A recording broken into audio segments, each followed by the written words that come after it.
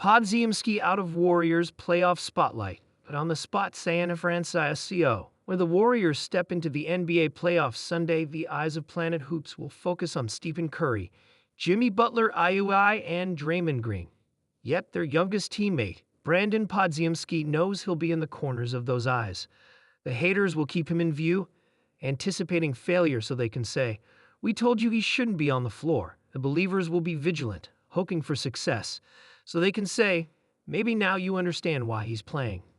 Podziemski scans social media and is aware of the chatter, some of it rational, such as those signaling that he's a bit too audacious for a 22-year-old in his second NBA season. Much of it, however, is from unnerved folks venting from afar behind a keyboard, taking advice from Paige Bueckers, the former UConn star, who was the #1 overall pick in the 2025 NBA draft. Podziemski insists he ignores the noise. "She just told me never take criticism from someone you wouldn't ask for advice from," he says.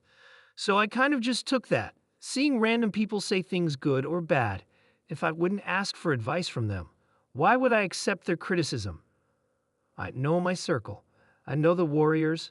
They always have my best interests and are going to do things that are best for me." Golden State's stance on Podziemski is solid. There is organizational belief that he has started the last 24 games, usually alongside Curry, Green, Butler, and Moses Moody, is strong testimony. That lineup is 17-3 and provided the boost that lifted the Warriors into position for the playoffs. None of those 24 games were playoff games. Most of them, surely the last 9, were high-stakes affairs with playoff implications. Consider that stretch a primer of what's to come beginning this weekend against the Rockets in Houston. "I've been able to feel it since the Memphis game in Memphis, April 1, Podziemski says. "Every game since then, except maybe Portland, has been like that. You can feel it." People have asked me, is there any pressure in those situations, knowing you're with Steph, Jimmy, and Dre out there a lot of the time? For me, there's no pressure if you don't set an expectation for yourself in terms of making or missing a shot. You just go in there, open-minded, and play instinctually, which I know I'm really good at, and just kind of live with the results. So that just kind of cleared my mind of having any pressure. Coach Steve Kerr trusts Podziemski and has been willing to let him play through mistakes, mostly because he doesn't make many of the mindless variety. Yes, he is prone to over-dribbling. Yes, he sometimes struggles to keep his man from exploding toward the rim. There is a reason Moody gets those assignments. But the Warriors benefit from Podziemski's general court awareness and grit. If he's shooting well, it's a welcome bonus.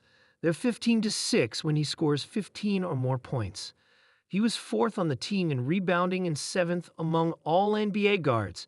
He tends to find ways to make a positive impact. Podziemski has studied Kerr's flexible coaching patterns in the postseason enough to know his starting role is not guaranteed. If he starts game 1, he'll have to earn it every game thereafter. "I know it's going to be, maybe not the smoothest ride to a championship in terms of my individual success," Podziemski says.